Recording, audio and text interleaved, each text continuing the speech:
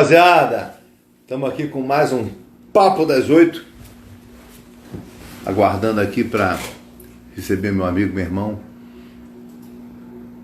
Essa luz aqui do meu óculos não tá legal, né?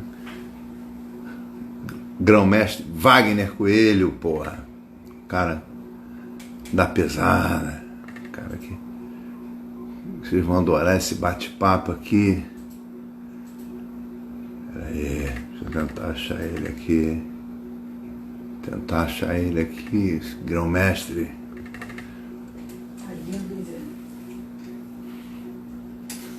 Cadê ele aqui, porra? Peraí. Fala, Bidala. Fábio. Como é que tá aí? Tentando achar aqui o mestre. Peraí. Tenham paciência comigo, que eu acabei de fazer uma live aqui com o Donato, lá da Copa Company. Que a gente vai competir, né? Isso, achei. Calma que eu já chamei, hein? Agora vai, hein? Agora vai aparecer aqui. Então, acabei de ter um papo maravilhoso com meu amigo Donato, que é o organizador da Copa Company. E a gente está falando da nossa luta com o Vic, mas o Wagner entrou aqui, ó. Vamos aqui focar aqui no grão-mestre. Já está entrando aqui. A gente bater esse bate-papo maravilhoso, hein? Cadê o Wagner?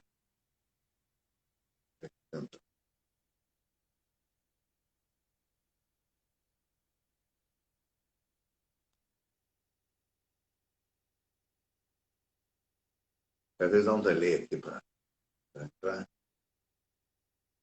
Porque ele aparece aí.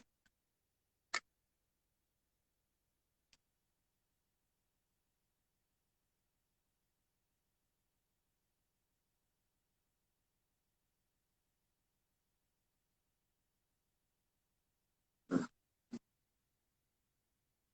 sinal deve estar fraco aí. Daqui a pouco ele está entrando.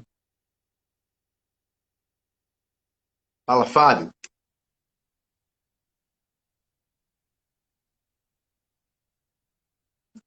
O pessoal está entrando aí, ó. Chamar o Wagner de novo. Ver se ele entra aí. Essa coisa do bate-papo das 8. Lembre-se que esse bate-papo está sendo oferecido por Urban Helmet Brasil e Loja Militaria, do meu amigo Roriz. E boa pedida, hein? Olha o mestrão aí. Fala, Wagner. Fala, meu amigo, tudo jóia? E aí, tudo bem? Tudo bem, graças a Deus, tudo correndo, né? Calma, você já está... Diante dessa pandemia aí, estamos firmes. Né? Que poltrona é essa, rapaz? Você está numa poltrona... Consegui uma poltrona VIP aqui para falar com você. Você está numa poltrona chique demais. Eu estou até envergonhado de estar aqui com esse ambiente. Pô, não fiz nenhuma live até agora, porque estava um congestionamento danado de live, né? Mas aí quando você me chamou, falei, pô, meu amigo, meu parceiro, e é uma chance de eu falar um pouco sobre a história da minha equipe, né? Da minha história nas lutas e tal. E aí eu tinha que arrumar uma poltrona bacana, né? Não podia sentar num banquinho para falar com o meu camarada. A poltrona tá arrumada, hein? Eu tô até envergonhado. Eu não tô com fundo nenhum aqui, pô. Tô num sofá simples, né? Mas, Wagner, me fala um pouco aí. Tô com meu óculos aqui também. Essa live da gente aqui, não fica com essa vaidade de não usar o óculos, hein? Não, de jeito nenhum. Porque se eu tirar o óculos, eu não sei nem com o que eu tô falando. Ó, o Jailson já entrou aí, tem um grande guerreiro da área. O Marcelo Judice também tá aqui, pô, tem uma galera entrando aí firme. Grande guerreiro também da antiga. Não é? Wagner, minha esposa. Da tua trajetória, bicho. Você é um cara que o que eu posso falar de você não vale porque eu sou seu amigo, não é? Mas o que eu posso dizer dentro desse breve sinopse aqui que a gente vai fazer, é que toda vez que eu precisei de você, você estava ali, pronto para mim, com a mão estendida para a nossa amizade. Então, eu acho isso uma coisa extremamente importante dentro da caráter da pessoa e da forma que as pessoas têm como agir. Mas eu queria que você falasse um pouco da tua trajetória toda, da luta, como você começou com isso. Eu sei que você foi para Cuba, que é um lugar que eu adoro. Eu já fui muitos anos para Cuba. Né? Não sei se você sabe, mas eu, por 2 anos, eu treinei a guarda de Fidel Castro em Cuba. Bacana, então, poxa, não sabia não. Eu fui para Cuba muitas vezes para Cuba. E eu, quando soube que você também treinou em Cuba e tudo, deu aula em Cuba, eu fiquei extremamente maravilhado. Porque Cuba é um lugar que eu adoro, é um país que eu adoro. Eu tive com o Perelandi falando sobre isso há uns 5 anos atrás, que ele vem de Cuba e tudo, né? E enfim, eu adoro aquela ilha. Né? Então, fala um pouco da tua trajetória, né? De como você chegou a ser um grão-mestre, etc. Tal, que eu acho que todo mundo tem interesse de saber disso. Sim, Zé, primeira coisa, é isso que você falou do sempre ajudar, tal, sei que, cara, esse foi um dos grandes, uma das, quer dizer, uma das qualidades que o mestre Caio me ensinou. Sempre estar junto dos amigos, sempre aprender com todo mundo. Antes de tudo isso acontecer, quando ainda existia aquela guerra entre lutas, entre estilos de luta livre, jiu-jitsu, boxe tailandês, capoeira. Cara, eu sempre fui um cara que eu aprendi com o meu mestre que a gente tem que estar aberto para aprender, independente do estilo que seja. Isso, o Ruas, que era um cara que tinha mais visibilidade, sempre passou. Mas a minha cabeça também sempre foi essa. Eu visitava academia, eu ia sozinho nas academias. Outro dia o Arthur Mariano falou assim, pô, você ia sozinho lá na boxe Thai, né, cara? Porra, você saía na mão lá com todo mundo. E, cara, eu ia aprender. Se era para dançar forró, dançar bolero, era eles que escolhiam, entendeu? Eu ia lá para aprender, apanhava, batia, mas estamos lá. A luta é isso, né? A luta você só aprende assim, botando a cara. Essa coisa de luta de computador, né, a gente não aprende muito, não. Mas vamos lá, vou falar um pouquinho assim do meu início. Você falou de 2 pessoas que para mim são muito importantes. Primeiro o mestre Caio, que é da capoeira, pode ser que muita gente não saiba, esse foi meu mestre. Que é meu amigo, meu irmão. E depois o mestre Marco Ruas, que também é meu amigo, meu irmão. Sim, também outro parceiro. Assim, como eu era criança, né? Aí tinha um amigo que o pai dele era faixa preta de jiu-jitsu. Eu nem sabia o que era isso. E o pai dele, volta e meia, brincava com a gente. A gente tinha 9, 10 anos. Pegava a gente, dava um nó, a gente não conseguia se mexer, e todo mundo podia ir contra ele, que ele dava um jeito de sair, pegar todo mundo. E aí isso sempre me influenciou muito, né? E aí eu estudava num colégio que era em frente ao Shopping da Gávea. Nesse Shopping da Gávea tinha o Reilson, academia do Reilson Grego. Lembro, lá no Shopping da Gávea. Sim, mas era uma coisa muito cara. O jiu-jitsu era uma coisa muito cara, principalmente ali. Ali eu acho que era só mais um estúdio, né? Era mais com aula particular, essas coisas assim. Uhum. Então, e eu não tinha condições, né? Eu vim de uma família humilde e tal. E minha mãe, quando pôde, me colocou para fazer judô. Judô no clube chamado Carioca, ali na Jardim Botânico. Sim, e era um professor lá e tal. E eu, cara, comecei a me fascinar cada vez mais por luta. Competi no judô na época, quando criança, ainda tinha uns 10 anos, né? E tinha um tio meu que também era faixa preta de judô. E eu adorava ir para casa dele, né? Pegava os livros e tal. Tanto que uma vez eu peguei um livro lá e fiquei estudando um golpe chamado Sotomaticome, que era um golpe que já me favorecia, porque eu era muito gordinho quando criança. E é aquele golpe que, né, você entra e faz um rolamento com o cara nas tuas costas, né? Você leva o cara com o teu peso, na verdade. Então, eu cheguei na academia e fui dar esse golpe. Aí o professor falou assim, quem mandou você dar esse golpe? E quem te ensinou esse golpe? Eu falei, não, não, senhor, eu tô com medo, né, de falar. Não, eu falei, não, um livro. Não, não, não, as coisas não se aprendem em livro. Aí me botou um faixa marrom lá, meu amigo, adulto, já. O cara me deu mais de 50 quedas desse sotomacone, que era para eu aprender. Na realidade, você quer usar, então você vai aprender essa queda. Bom, mas aí acabou acontecendo uma coisa muito esquisita lá na época. Minha mãe sempre foi muito rígida com relação ao estudo. E eu era bolsista, né? Ela trabalhava no colégio, eu era bolsista por causa disso. E eu tirei uma nota baixa, minha mãe, como represária, mandou eu parar de treinar. Você só vai voltar se você melhorar suas notas. Falei, pô, fiquei desesperado, estudei, melhorei as notas e voltei. Aí quando eu voltei, no primeiro dia já que eu voltei, o professor me chamou lá no canto, ele e esse faixa marrom, que era o Fácil. Aí pediu que eu ajoelhasse, eu ajoelhei e tal, mas estou achando que ele ia, sei lá o que ele ia falar. Aí ele virou e falou assim, fiquei sabendo que você estava falando mal de mim e eu não tolero esse tipo. Cara, eu tinha 10 anos, irmão. Eu ia sair falando mal do meu professor. Mas sei lá de onde tirou isso. Na hora, né, fiquei com aquela vontade de chorar, tal, criança. Aí baixei a cabeça, e não quero mais você aqui. Baixei a cabeça, tudo bem, aí saí. Minha mãe queria voltar lá, fazer uns cartel. Eu falei, não volto mais.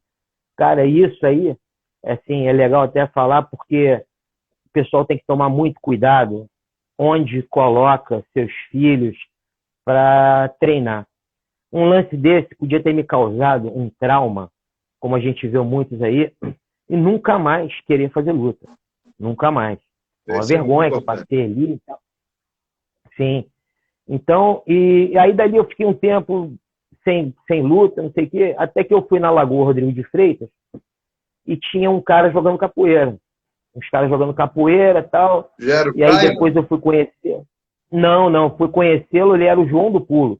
O João do Pulo foi um aluno do Caio. Ele era um cavalariço do Jockey, trabalhava ali no Jockey, e ele estava ensinando capoeira.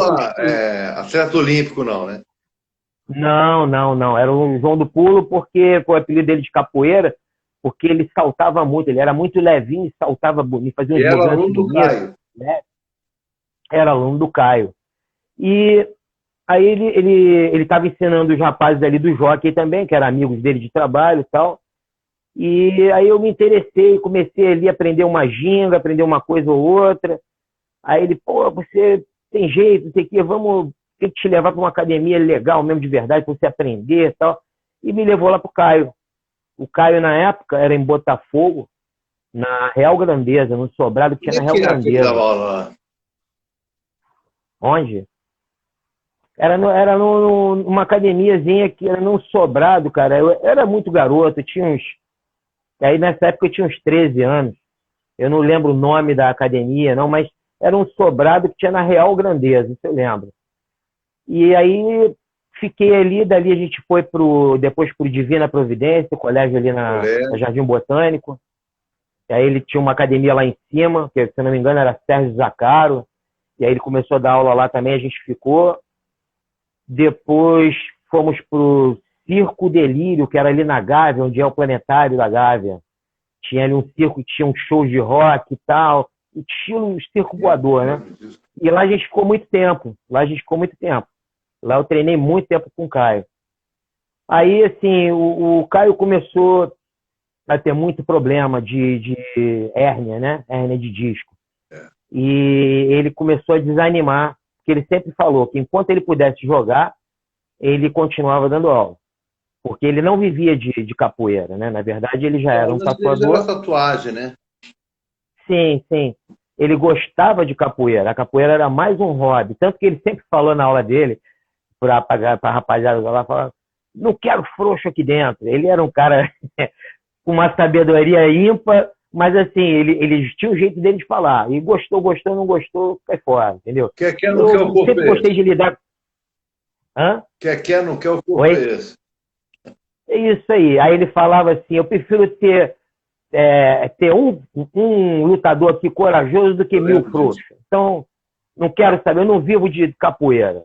Então, eu quero ter gente guerreira aqui dentro. Olha quem entrou aí, ó. Rogério Camões, ó. Esse cara é uma fera. Ô, Rogerão.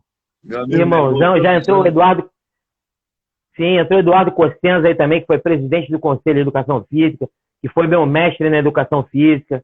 Esse cara me ajudou muito, muito. E aí, assim, da capoeira, aí o Caio, né, começou a já buscar um substituto, né?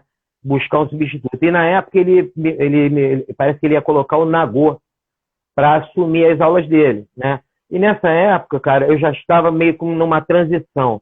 Uma amiga que era mãe de um amigo meu, que jogava capoeira junto lá no Caio também, a Graça, já é falecida, ela era bem mais velha que eu, ela era mãe do meu amigo. E ela por incrível que pareça, ela que foi na Academia Naja, lá no Largo do Machado, e começou a treinar lá, aí virou para mim e falou assim, pô, você tem que ir lá, cara, isso é a tua cara, você já gosta desse jogo agressivo, essas coisas, tu tem que ir lá, cara, tu vai gostar. Eu falei, pô, tá maluco? Pô, os caras saem de lá com a canela toda destruída, sai com a canela toda destruída, você tá doido? Vai, você tem que ir, você vai gostar. Aí fui lá. Aí olhei, eu gostei, já me inscrevi. Quer dizer, essa transição da tua vida na arte marcial, você começou com a capoeira. Sim, né? Sim, comecei com o judô, né? E aí passei para capoeira, judô, veio na transição na capoeira. Para capoeira, sim. E depois você mudou para a fase do Muay Thai. Do Muay Thai. Na época a gente falava só boxe tailandês. Só boxe tailandês. Sim, foi na Naja. Na época, o único professor lá era o Narani. Ele tinha acabado de brigar lá com o Luiz Alves. Eles tiveram uma briga. De outra vertente, não? Não. O Flávio Molina, o Narani e o Luiz Alves eram sócios da Naja. E aí, num determinado ponto, foi bem assim, aconteceu e logo depois eu entrei.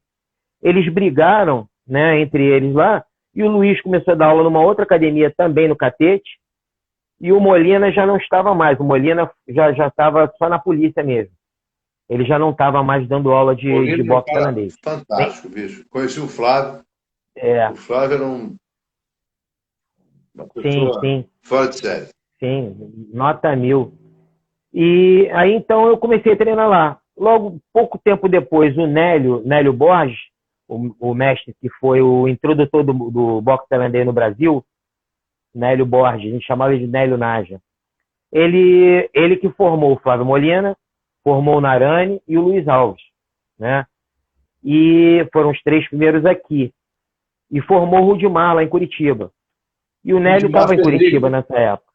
Da chute boxe. Rudimar Federico, grande mestre. Estive na live dele ontem. E aí o Nélio voltou para o Rio, né? O Nélio sempre foi muito andarilho. Ele voltou para o Rio e o Narani pegou ele para a Naja, para ficar com ele lá na Naja. E eu comecei a treinar, fazer mais aulas com o Nélio, né? E acabei me afeiçoando mais a ele e tal.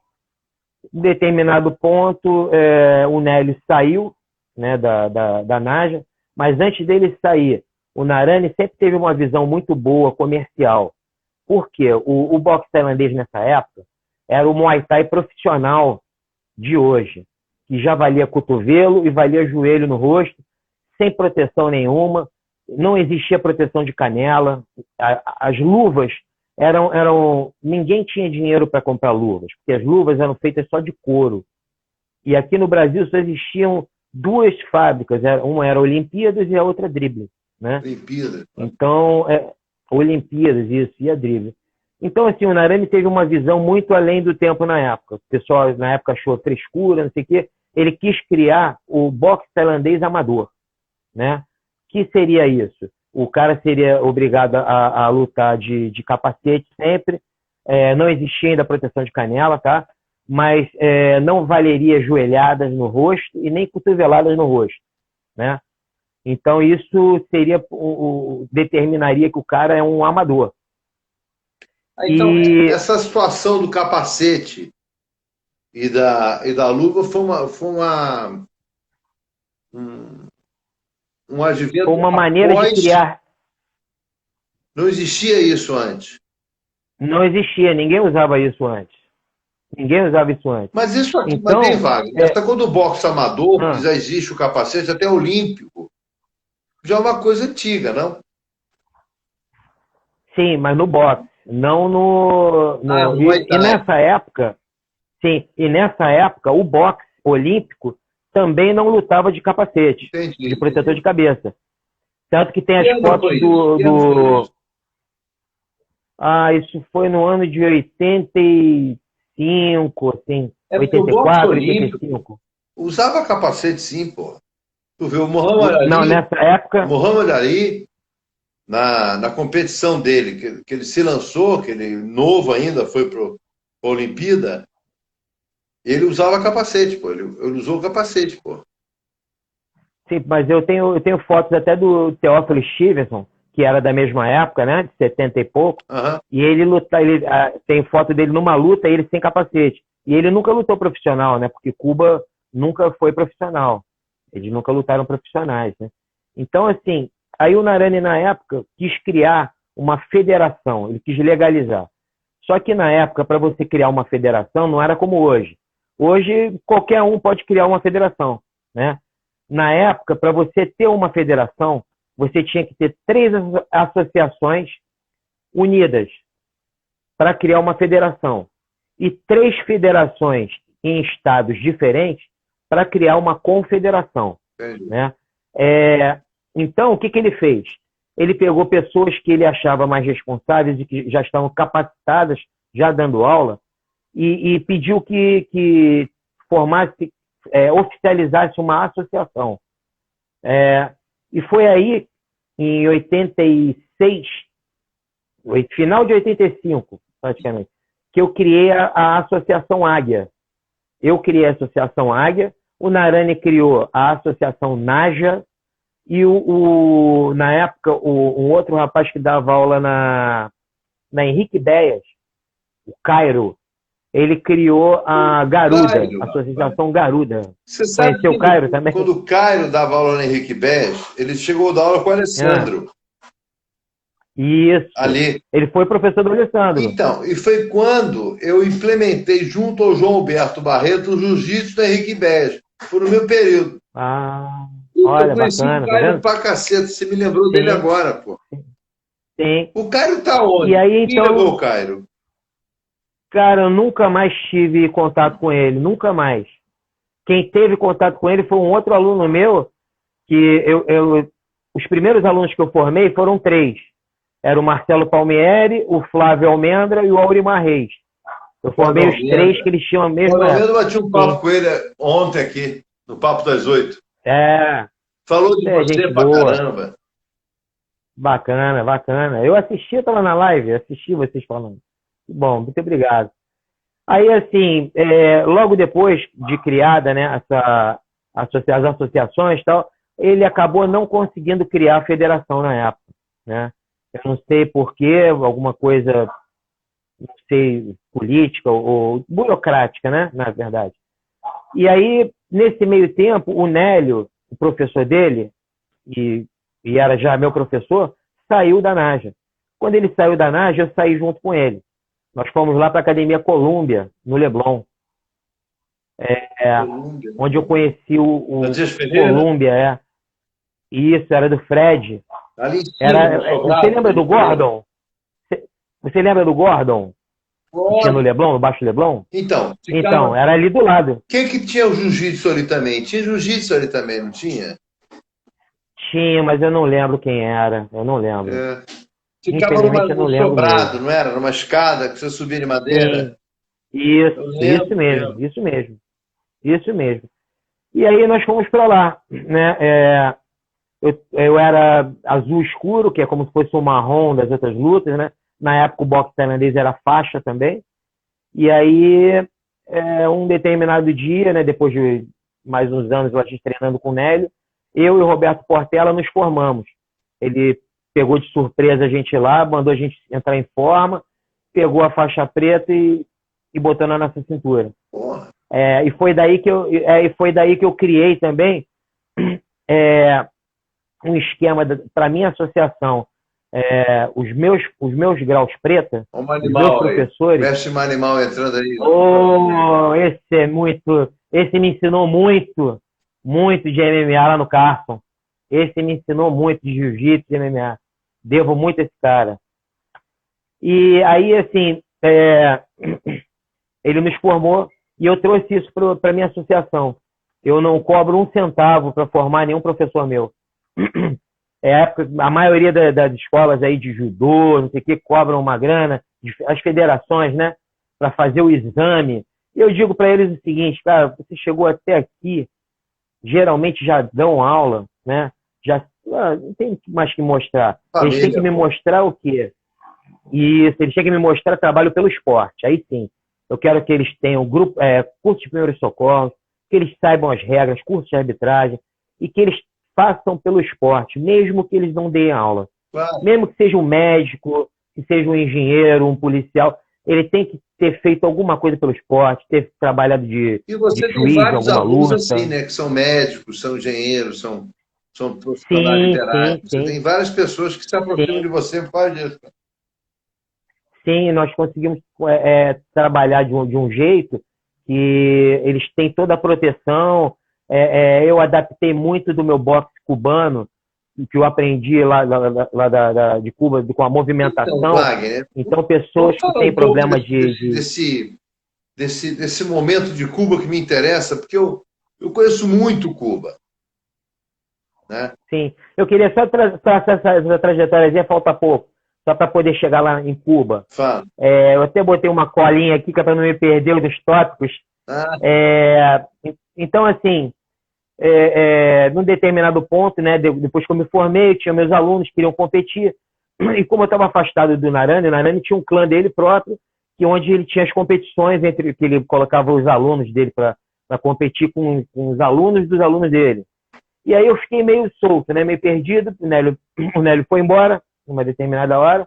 O Roberto Portela, esse rapaz que se formou comigo, foi assassinado tragicamente no Baixo Leblon, uma coisa boba, uma discussão, um engano que custou a vida do cara, coitado. E assim, o que eu fiz? Eu falei, cara, eu vou procurar a outra galera que sempre foi contra o Narani, mas que assim, eu tenho que procurar os caras. Aí o que eu fiz? Eu fui lá na Corpore de Ipanema procurar o Luiz Alves e o Marco Ruas. Fui na cara dura, fui lá, me apresentei para eles, cara, os caras me receberam de uma maneira que, pô, eu guardo no coração até hoje. Imagina. O Ruas, o Luiz, o Rodrigo, que era o aluno do Ruas mais antigo. O Rodrigo foi um cara... grande. É o Rodrigo psicopata. Cara, o Rodrigo virou... Sim, ele virou um irmão. Ele virou de psicopata, ele podia até ter com os caras comigo, ele sempre me tratou... Ele é um doce. Nada, foi um cara que me tratou sempre... Sim, com muito respeito. A gente treinou muito junto já. Assim, então os caras me receberam. Preta do Rua, né? Sim. É um cara que está sendo esquecido pelas federações e pela Confederação Brasileira. Esse cara já tinha que estar com a graduação e o certificado de grão-mestre há muito tempo. Com certeza. Ele é mais antigo, no boxe holandês que a gente vai ficando na roça, no meio do mato. A gente vai deixando essas coisas para lá, né? Sim, mas a nossa história não pode ser esquecida. E foi graças à história de muitos que botaram ali a canelinha numa época que não tinha caneleira para proteger, que hoje muita gente ganha dinheiro com Muay Thai. Canela naquela época. Sim. E aí, então, eu comecei a participar das competições, né? Do Grajaú, lá com o Luiz, o pessoal todo e tal. E num determinado ponto, cara, foi a hora que eu entrei pro boxe. Eu sempre tive muito chute, muita perna, mas eu não tinha mão nenhuma. Minha mão era muito ruim, era muito básica, era mais para afastar para eu dar o meu chute. E, assim, um aluno meu, que eu formei também, o Abraham Albert, falou, cara, vamos lá na Nobre Arte, eu tô treinando na Nobre Arte com o Claudinho Coelho, você vai conhecer o cara é muito maneiro. Pô, vamos lá. Aí fui e não deu outra, né, cara? O cara é meu mestre, o cara é nota 1000, o cara é nota 1000. E aí eu virei para ele e falei, Claudinho, pô, professor, nem Claudinho eu chamo hoje, mas professor, quando o senhor, não quero que o senhor me ache abusado, mas quando o senhor achar que eu posso competir, pode me botar que eu gosto, tá? Eu gosto de competir. Então tá bom. Aí na outra aula que eu cheguei para treinar, já tinha um casca-grossa chamado Marcelo Dentista me esperando. E o pau cantou, meu irmão, o pau cantou. E esse é um outro irmão que eu tenho, que a luta me deu, Marcelo Dentista. Marcelo Dias. Esse era ele hoje não luta mais. Da pesada, esse Marcelo. Sim. Ele, Guti. Bom, e aí, né, a gente treinando lá, eu competi, comecei a lutar pela Nobre Arte direto e tal. Aí chegou um dia um tal de Valide, de Murilo Bustamante, para treinar lá na Nobre Arte. E foi muito engraçado, porque eu escutei a voz do Cláudio na escada do CIEP, eu falei, vou dar um susto nele. Já tinha intimidade. Aí me escondi atrás da escada para dar um susto nele. E eles estavam prestes eles tinham acabado de aceitar aquele desafio de 91, né? Pra lutar com o Eugênio, lutar com os caras. Aí, cara, eu saí de trás da escada e... Porra! Murilo, Ricardo Cavalcante e o Valide deram um pulo pra trás e armaram assim pra mim. Já pronto. Peraí.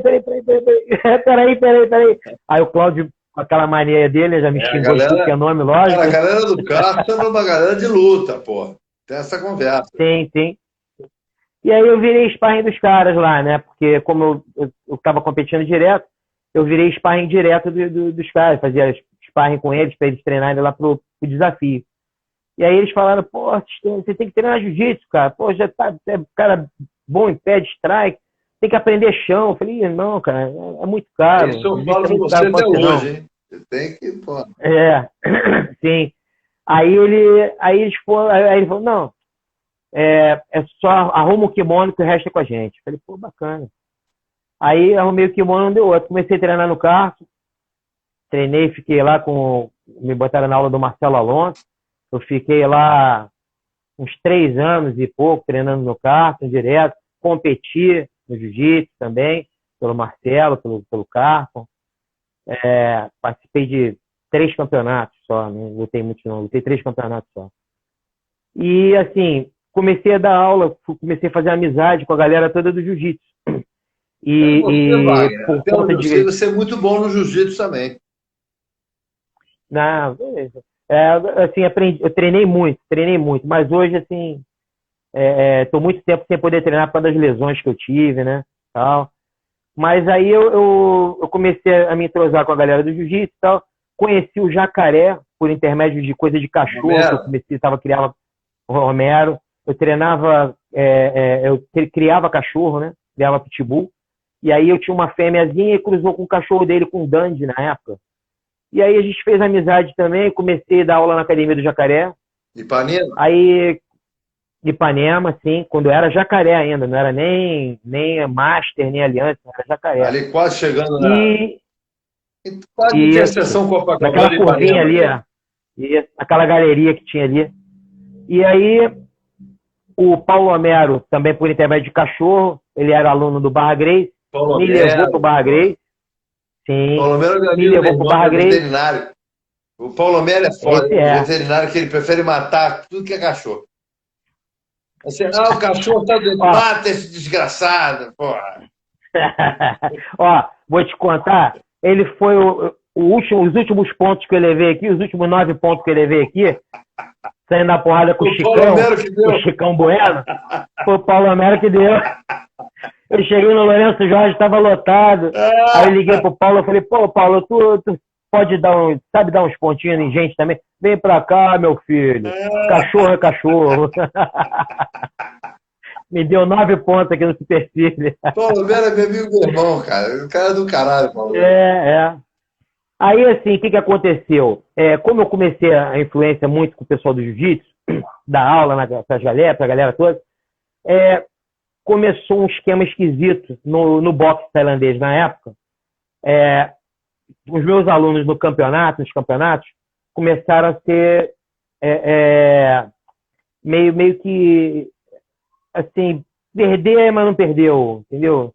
A luta que ficava mais ou menos nunca dava para o meu aluno, entendeu? Eu comecei a ficar meio chateado com isso, até que uma vez teve um papo, que pouca gente sabe, no vestiário, antes do evento. Ó o Flavinho, grande mestre Flávio Almeida entrou aí, ó. Ô, meu irmão. Meu amigo, meu irmão. Esse é meu grande aluno. Meu grande aluno. Esse cara botou muita cara pela minha equipe, pela Associação Águia. Ele subiu muito no ringue pela Águia. E aí, cara, nesse dia, foi uma reunião de professores antes de começar o evento no Grajaú. Aí rolou um papo assim, pô, o Wagner agora só quer saber de jiu-jitsu, né? E ainda existia aquela coisa de luta livre. Aquela rivalidade. Sim, eu falei, cara, eu tô treinando sim, tô dando aula pros caras. E, cara, pra mim, não existe isso, cara. Pra mim, o que existe é a pessoa bom caráter e mau caráter. Claro. Aí eles, não, mas, pô, já dizem. Aí eu virei, cara, olhei pro Marco, se o Marco estiver na live, ele não sei se ele vai lembrar. Falei, Marco, qual é a tua faixa no jiu-jitsu, hein? O Marco, acho que já era marrom no jiu-jitsu. Marco Rua. Aí o Marco Rua, aquele jeitão dele, tava em pé, ele só fez assim, cara. Vai falando que eu vou... Aí ele só deu um sorrisozinho assim, acabou o papo, né? Acabou a conversa no vestiário, porque o Marco Rua entrou, entendeu? Acabou a conversa, ninguém falou mais de jiu-jitsu, acabou a conversa. Não, então vamos lá, vamos tocar logo o evento. Então tá bom. Então quer dizer, quando é homem grande, ninguém fala nada, né? Tá certo. Já entendi. Mas aí tudo bem, aí aconteceu nesse evento de muitos alunos meus serem desfavorecidos de maneira meio esquisita, eu fiquei chateado na época. Eu falei, aí chamei meu pessoal todo e falei, olha, gente, a gente agora vai lutar boxe. Levei todo mundo para Nobre Arte. Claudinho, tá aí. Todo mundo agora é boxe, tá? O Gaúcho, que é um cara que é ícone lá na Nobre Arte, fui eu que formei. Gauchão Negão. Eu que levei ele para lá. O Flávio eu levei para lá. A galera toda eu levei para lá. Entendeu? O Abram foi que me levou para a Nobre Arte. Eu acabei levando todo mundo. Ricardo Vick, meu irmão, Jailson, Antônio, Roberto, e por aí vai. Todos os alunos, Augusto Negão, levei todos para lá e, graças a Deus, todos foram campeões. Todos foram campeões de boxe. E aí, assim, como eu me aprofundei no boxe, aí que era o que eu vou começar a chegar em Cuba, eu já estava mais aqui na Barra do que nos outros lugares. E aí eu pedi ao Cláudio a autorização para usar o nome Nobre Arte aqui também, como Nobre Arte Barra. E eu comecei a fazer lá na Espaço Vital a Nobre Arte Barra. E eu dando aula um dia para um aluno, para ser um empresário na época, aí eu ia fazer um sparring com ele, botei a luva nele, né? E aí eu falei, pô, cara, tu tem agência de viagem, né, cara? Você podia me ajudar aí, cara, dar um patrocínio para fazer um curso aí, pô, nos Estados Unidos, não sei, ou em Cuba, me dar uma força aí e tal. Aí ele brincou assim, pô, olha a situação que você está me botando. Tá botando a luva na minha mão para fazer sparring, se eu falar não agora, vai ser um problema, né? Aí eu fiquei brincando, falei, não, que isso, não, eu sei e tal. Aí a gente brincou lá, treinou, aí passou uma semana, o cara veio fazer aula de novo, ele chegou lá e falou, pô, Wagner, o lance é o seguinte, falei com o meu irmão, que é meu sócio, você quer ir pra onde? Para os Estados Unidos e pra Cuba? Falei, caraca, mas peraí, deixa eu pensar, né? Que eu não esperava. Eu falei pra falar. O boxe é Cuba. Sim, não, aí eu pensei, foi o seguinte, Zé, os Estados Unidos tem um boxe bom também, mas o que acontece? Lá nos Estados Unidos, só pro cara olhar pra minha cara, ele ia me cobrar uma grana, entendeu? Lá é tudo muito mais caro, claro, né? Claro. Aí eu corri atrás aqui do consulado aqui de Cuba, na época tinha no Rio de Janeiro, hoje não tem mais, eu acho. O cara me recebeu na casa dele, estava subindo com um saco de pão na mão, me recebeu lá na casa dele, e aí eu fui perguntar para ele o que eu fazia para poder ir para lá, que eu queria fazer um curso de boxe. E aí ele virou para mim e falou, cara, olha, eu vou te colocar em contato com uma pessoa que ele é o representante de Cuba Deportes aqui no Rio de Janeiro, e ele vai Álvaro, alguma outra coisa, era Álvaro o nome dele, e ele vai te guiar. Eu falei, tá bom. Aí me deu o telefone, eu liguei pro cara, marquei com ele lá na praia de Copacabana, ele me recebeu muito bem e tal. Aí fechou, falou, olha, eu vou, pelo que você está me dizendo, o que você quer, eu já sei para onde você vai. E aí ele falou, ó, você vai no voo, né? No voo que você vai, quer dizer, mais tarde, né? Eu liguei para ele e falei, ó, tô indo no voo assim, assim, assado, passagem tal, tal, tal. Ele falou, ó, nesse voo vai estar voltando essa semana um treinador de beisebol que estava em São Paulo. Eu já falei com ele do seu caso. Ele vai você procura ele no voo, no avião, o cubano. Você procura ele no voo, que ele vai te direcionar lá. E nisso, Zé, eu não sabia nem para onde eu estava indo. Eu nunca tinha viajado para fora na minha vida. Eu estava indo assim, ó, que nem criança na Disney, entendeu? Eu estava doido, era para ir, não queria nem saber para onde. E aí, cara, encontrei o cara no voo, né? O cara, ei, tal, não sei o que, nessa época ainda fumava no avião, os caras com charuto lá atrás. Pô, aí me levaram lá para trás, já no meio dos cubanos todo, tal.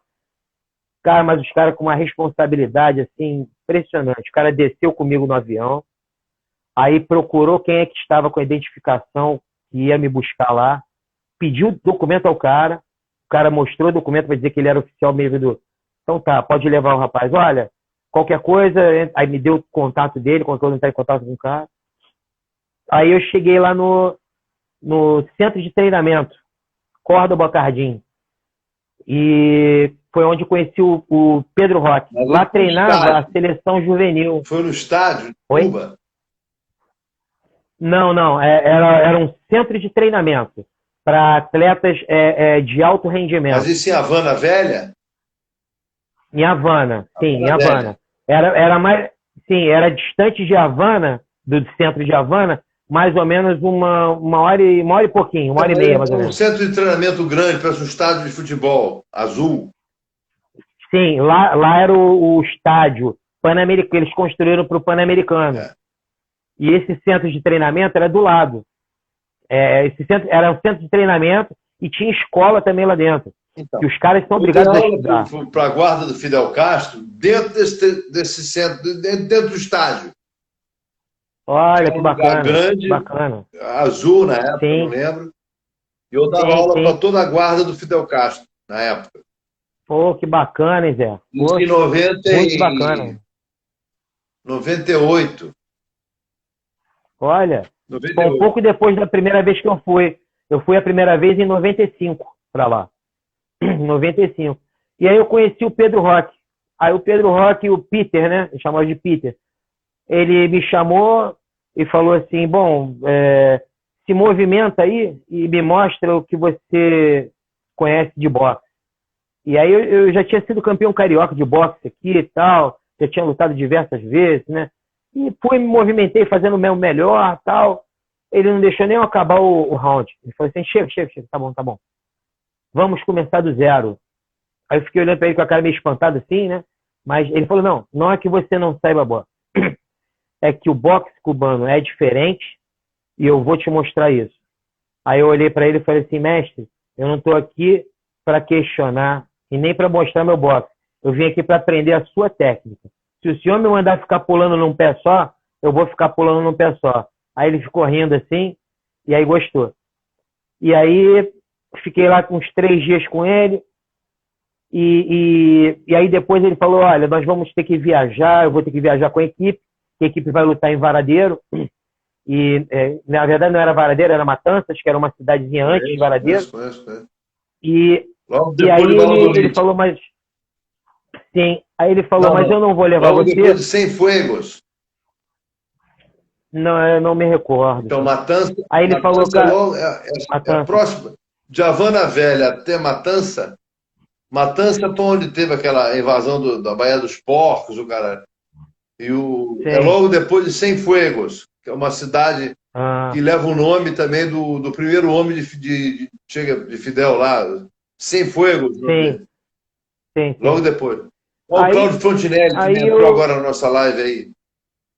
Ô, grande guerreiro, esse assistiu muita luta dele. Pesada, pô, meu amigo, meu irmão. Pô, esse cara eu assisti muita luta dele, é um dos mais guerreiros que eu já vi lutar. Esse aí, ó, palmas pra ele, não escolhia adversário. Na década de 90. Não escolhia adversário, não escolhia peso, ele não queria saber. Uma galera na época. Esse é um cara que eu respeito muito. E aí, o Zé, assim, ele virou para mim e falou assim, cara, nós estamos indo lá para essa competição, mas lá eu não vou levar você, porque lá não é um lugar muito legal, lá não tem um lugar bacana para dormir, a comida não é boa. Eu falei, mestre, eu não vim aqui para fazer turismo, eu vim para aprender. Se o senhor quiser me levar, me botar para dormir na grama, eu durmo. Foto comigo, que porra. Pô, ele não sabe da nossa realidade aqui, né? Aí... deixa ele. Aí ele gostou, me levou.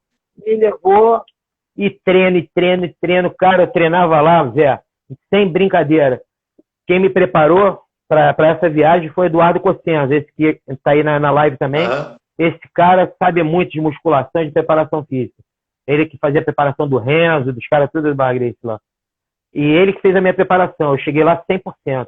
Eu treinava 6 a 7 horas por dia, direto, sem intervalo. Não era 3 horas de manhã, mas era direto. Era pauleira. Eu fiquei com meus pés todos esfolados. Fiquei com uma tendinite de tanta pancada na manopla dele para poder aprender, né? E aí, no meio desse passeio que a gente foi fazer lá da competição, eu já estava em Cuba uns 6 dias, né? E aí eu lembrei, cara, eu estava tão maravilhado, Zé, que eu lembrei que eu não tinha avisado aqui em casa que eu tinha chegado bem lá.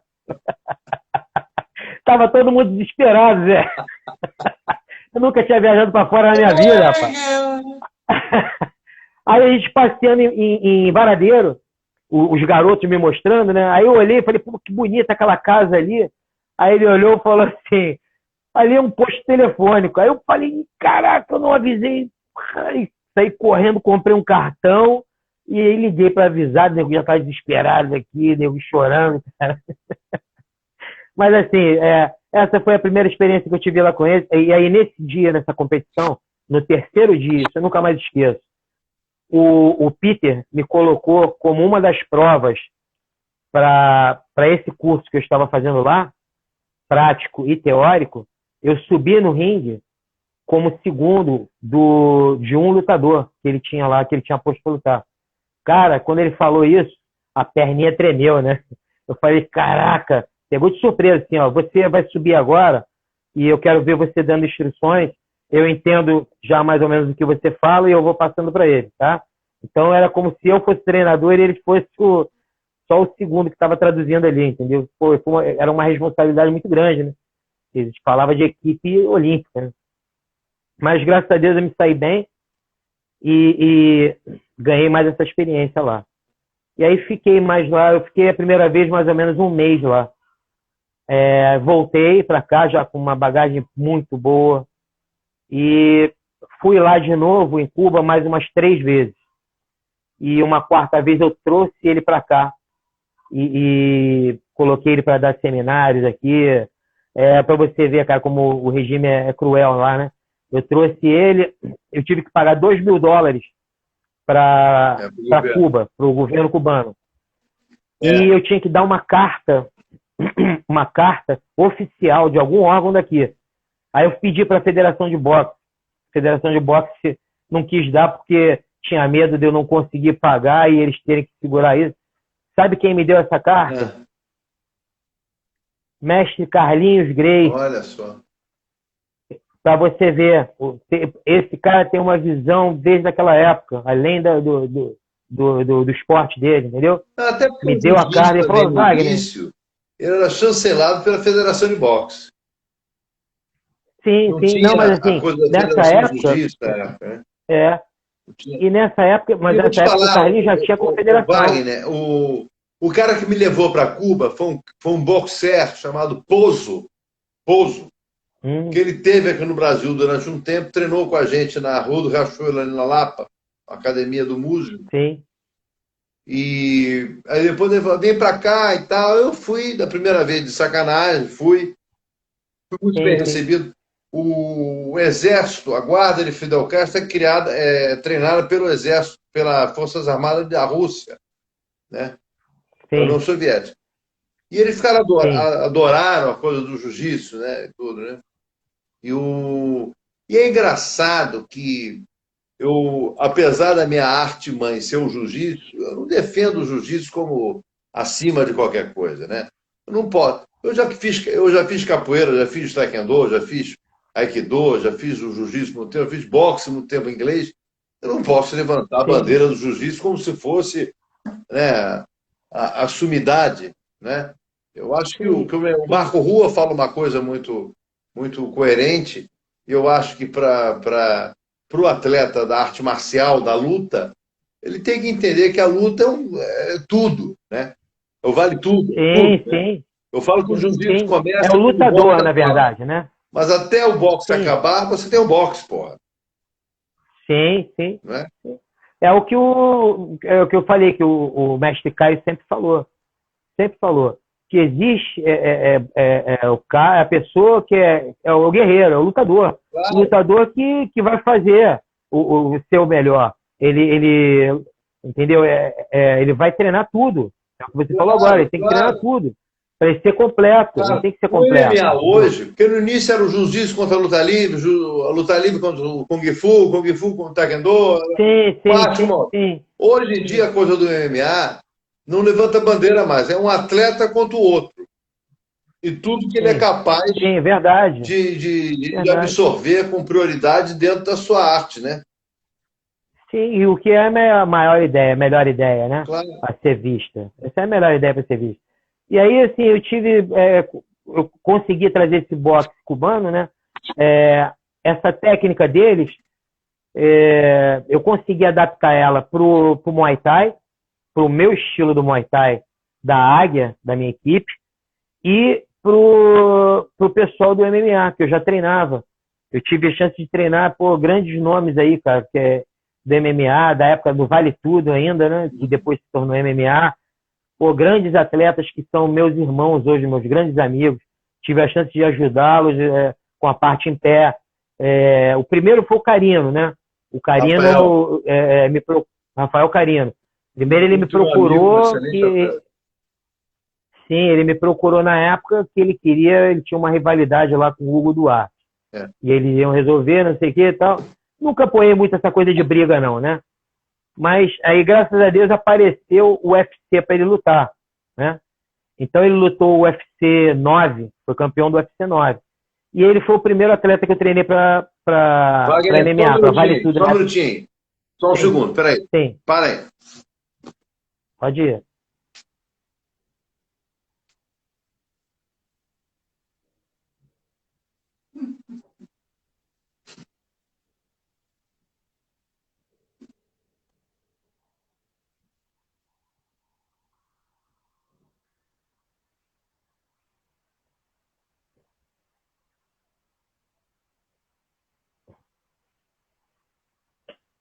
Marcelo Jutz, grande lutador. Tive a honra de te ver lutar várias vezes.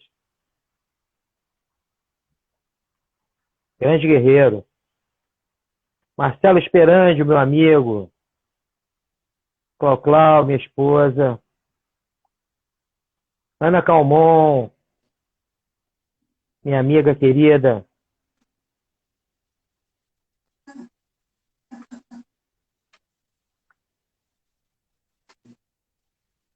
Fernandinha, esposa do Cossenza, minha amiga também. Patrícia, Marcela Viana, minha filha Puxeça.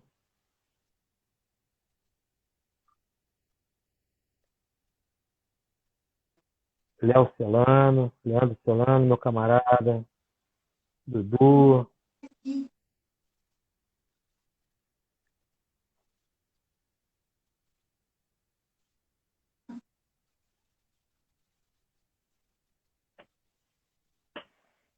Aproveitando aqui para agradecer a galera aí que entrou, que está com a gente. Obrigado aí. Obrigado pela presença de todos.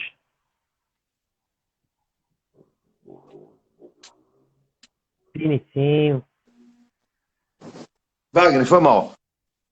Eu não aguentei. Nada. Tamo junto. Eu abri o jogo, não vou mentir, hein?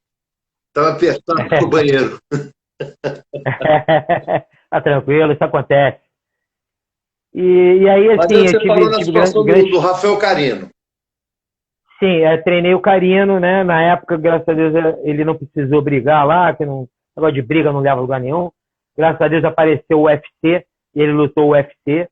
né? Se deu bem, né? Pô, graças a Deus ganhou também. Você preparou o Carino para o UFC? Sim, sim. O Carino para o UFC. O Dedé Pederneiras, para aquela primeira luta que ele fez no Japão. Lembro. Ele também treinou comigo.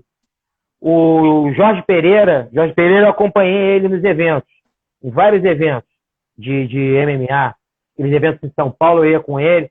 Um que ele lutou com o Egídio também no Canecão. Sim, lógico. Tem vários com o Jorge Pereira. Tive a chance de treinar também o Valide para vários eventos. Eu fiz uma coisa histórica, né? Que eu treinei o Valide e treinei o Raia, né? Ué, como é que é isso? Sim. Eu fui professor do Valide durante mais ou menos uns 7 anos, 6 anos. E numa determinada época eu já estava treinando, eu tinha viajado com o Nino Chambre, pro Japão, quando ele lutou com o Joil, ele ganhou. E aí eu estava treinando também o Romeu Cardoso, estava treinando mais uma galera, assim, Romeu Cardoso, Rafael Capoeira. Sim, do Oswaldo. Rafael Capoeira também. E nessa época o Raya tinha que fazer uma luta no Japão e ele me procurou para eu treinar ele também. E eu, cara, sempre fui como o Cláudio Coelho. A gente é professor. O professor não escolhe o aluno. Claro. Entendeu? A briga é deles, não é minha. Claro. A briga não é minha. O meu maturidade, inclusive, sim, não. O meu maior dever até é tentar apaziguar as coisas, né? E então acabei viajando com o Raya para o Japão. O Valide estava lá na época, ele não sabia. Ele na época ficou um pouco chateado e tal. Nessa época, mas depois já ele foi com o João Alberto, não foi? Não lembro, cara, não lembro. Mas ele não foi lutar nesse dia, não. Nesse dia ele não lutou, ele foi só para assistir o Pride. Eu acho que quando o Valide esteve no Japão, ele foi numa incursão com o João Alberto, levou o Libório também, o Valdir Pimenta. Eles fizeram uma apresentação muito grande do jiu-jitsu lá no Japão. Sim, mas isso foi um outro evento. Nessa época do Pride, ele foi para... Eu não sei se ele já foi para assinar algum contrato, para lutar, para fazer uma apresentação para uma próxima luta. Mas ele me viu com o Raya e ele não gostou, lógico, porque ele, né? Mas tudo bem, eu compreendi, também não falei nada, fiquei quieto. E assim, a gente já se encontrou depois e até como mestre, não tem nada a ver, já apertamos. Como grão-mestre que você é, como profissional que você você tem que ser imparcial com isso, né? Sim. E aí, depois também treinei um pessoal bacana. Treinei o Assuério Silva. Assuério Silva veio de Natal na época, passou aqui uns 6 meses treinando comigo. Ele, o Jair Lourenço, que hoje, lá de Natal, que hoje está lá nos Estados Unidos, né? Uhum. Treinador do Renan Barão e tal. Também foi meu aluno. E por aí vai, um pessoal bacana. Muita gente bacana. Como é que está hoje essa situação? Eu falo de você muito pelo seguinte, que você consegue transitar dentro de 2 ambientes que eu falo, né? Você, além de ser um excelente coach, um excelente técnico, para um cara que é um lutador profissional, você é um exímio mestre para uma pessoa que tem vontade de praticar o boxe, mas não é um lutador profissional, é um empresário, qualquer pessoa normal, vamos dizer assim, né? Sim. E são 2 escolas diferentes, hoje, né? A tua relação com a tua academia. Eu já tive o privilégio de estar na tua academia algumas vezes ali no Shopping Bandeirantes. Né? Você ainda está lá, né? Sim. No Shopping Bandeirantes? Estou lá no Shopping Bandeirantes, sim. Sala 244. E fui extremamente bem recebido ali, com um carinho gigante. Né? Eu sou muito grato a isso. Sempre será. Inclusive, estou precisando voltar lá. A gente estava conversando, porque eu preciso não morrer. Ó, essa live vai cair. Você sabe que a casa é sua, né? O que eu vou fazer? Eu vou encerrar agora e vamos voltar de novo. Tá bom. Tá? Só para a gente não Tá joia. cair. Então, rapaziada, Olha o Fontenelle aí. Esse foi um bate-papo com o meu amigo, meu irmão, o grão-mestre Wagner Coelho. Vamos encerrar agora, vamos voltar agora, hein? Se liga, hein? Estamos voltando, hein? Volta aí, galera.